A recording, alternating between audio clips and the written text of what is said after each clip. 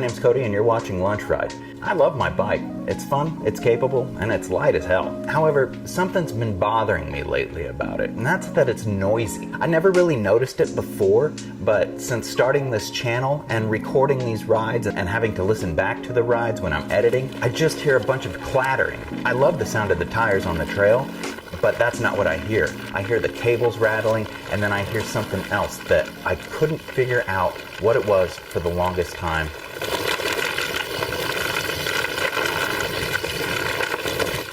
But it's this. That seat just rattles the entire ride when I'm out of the saddle. I don't know if it's always been this way or if it's just gotten worse. You can hear it in the trail videos, and now that I've probably pointed it out to you, that's all you're gonna hear too. So I'm gonna fix that today by installing a Fox factory transfer dropper post. Now, to be honest, I'm not an expert at this. I might get a lot of stuff wrong, but I will show you to the best of my ability, and if I do make mistakes, I will try to point them out so we can all learn together.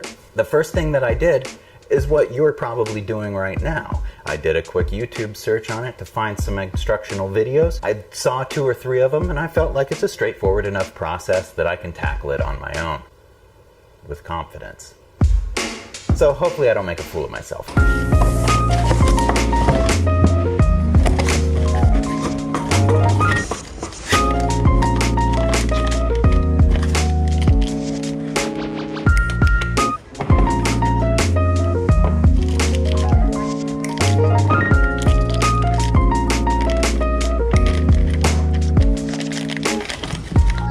So the first thing I'm going to do is measure from the collar to the seat rails, so I have a good starting point of what the elevation of the saddle has to be when I install the new seat post.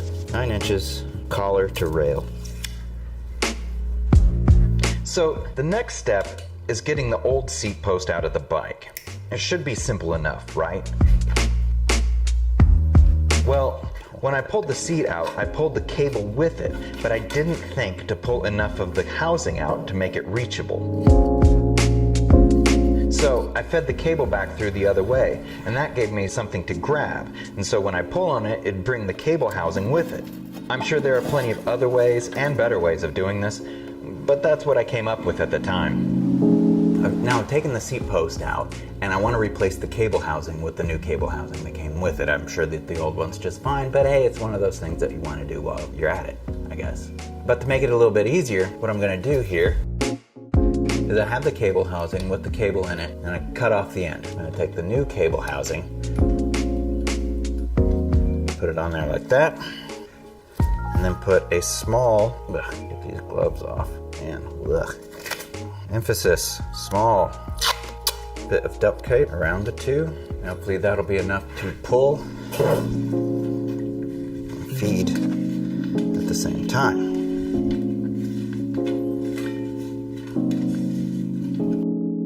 Now that I have the saddle off of the old post, I'm going to install it onto the new post before I put it in the bike, just to make it a little easier.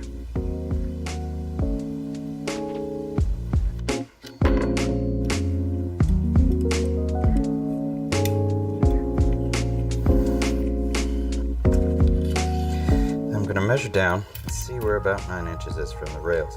9 inches is right at the line between the T and the R. Next, we got to put the housing ferrules on the cable housing. Then we have to put the cable end bushing on the cable.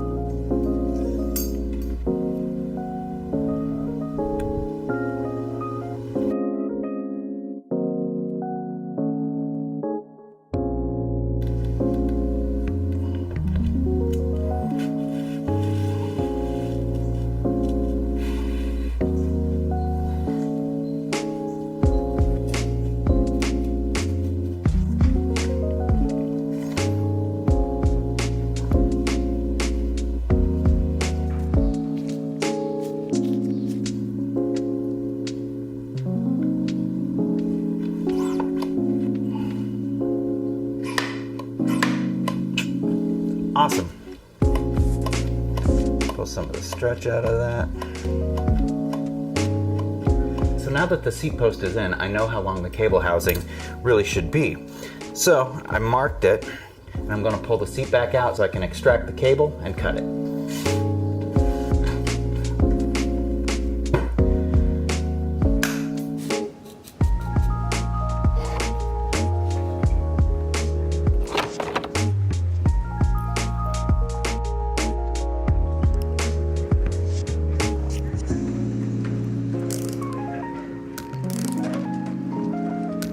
Want to make sure that the adjustment knob is all the way in so that we can take up slack as the cable stretches.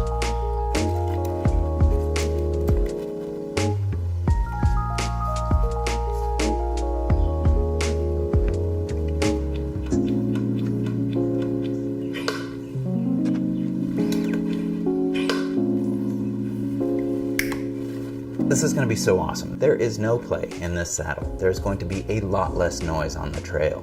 This is amazing. I can already tell.